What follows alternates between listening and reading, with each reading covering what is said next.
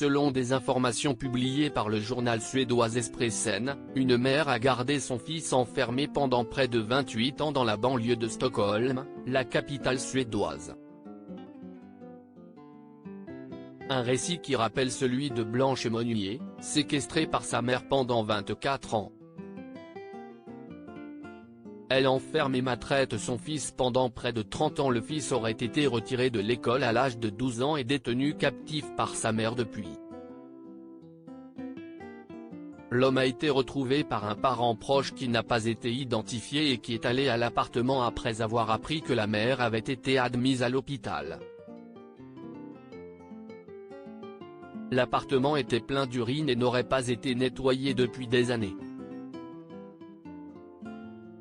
Il y avait de l'urine, de la saleté et de la poussière partout et ça sentait le pourri, a décrit l'approche. Comme Tatiana, séquestrée depuis l'âge de 16 ans par sa mère, le fils, aujourd'hui âgé de 41 ans, n'avait presque pas de dents et était gravement sous-alimenté et couvert de plaies. C'est un parent qui l'aurait trouvé sur une couverture à même le sol de l'appartement alors que sa mère de 70 ans était sortie. Il arrivait à peine à marcher, avait des difficultés à parler, et avait des plaies infectées aux jambes entre autres blessures, tout jusqu'à ses genoux n'étaient que des plaies ouvertes. Une partie du mollet était noire et il y avait des flaques de pus sous lui, a témoigné le proche.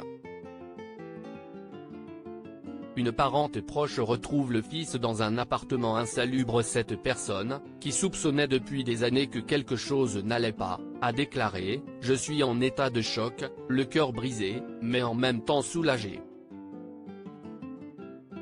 J'attends ce jour depuis 20 ans parce que j'ai compris qu'elle contrôlait totalement sa vie, mais je n'avais pas imaginé l'ampleur de la situation.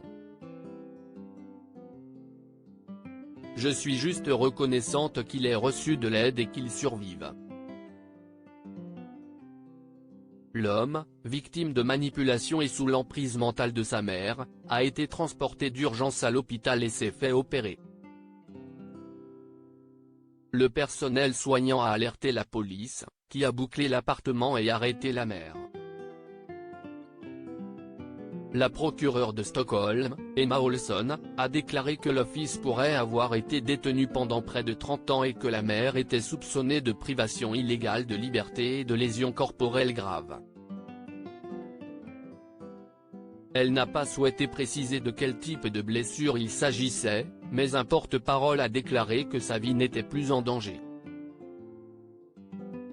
La mère aurait nié ces accusations, ni elle ni son fils n'ont souhaité révéler leur identité. Comment reprendre une vie normale après avoir été séquestré? Après avoir été pris en otage, les victimes sont souvent confrontées à des réactions telles que des troubles de la mémoire, un déni, et peuvent être anxieuses, en colère et se sentir impuissantes. Ces réactions sont évidemment tout à fait normales, et elles varient en fonction de la personne.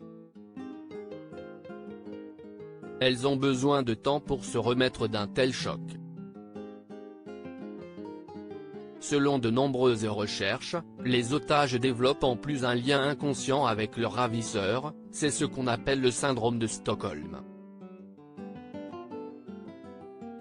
Après cette terrible expérience, il est essentiel de consulter un professionnel de la santé mentale afin de recevoir les soins nécessaires. Un environnement sécurisant est également indispensable afin que la victime puisse se sentir apaisée et réduire les sentiments de stress et d'anxiété. Après un tel traumatisme, un entourage bienveillant et le temps qui passe finissent par mener vers le chemin de la résilience.